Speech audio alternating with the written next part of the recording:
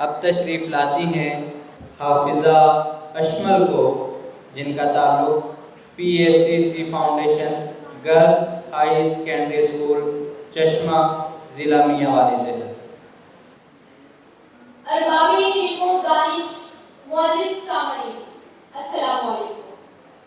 مجھے آج اس ایوان میں جس موضوع پر لفظ و شاعری کا موقع ملا ہے وہ حضرت اقبال کا یہ شعر ہے جو ہمارے لیے پیغام حرکت و عمل ہے، جس کی تاثیر ہماری روح کو ایک نئے جذبے سے ہمکنار کرتی ہے۔ اقبال فرماتے ہیں، وہی جہاں ہے تیرا جس کو تو کرے پیدا، وہی جہاں ہے تیرا جس کو تو کرے پیدا، یہ سنگ و فسق نہیں جو تیری نگاہ میں ہے۔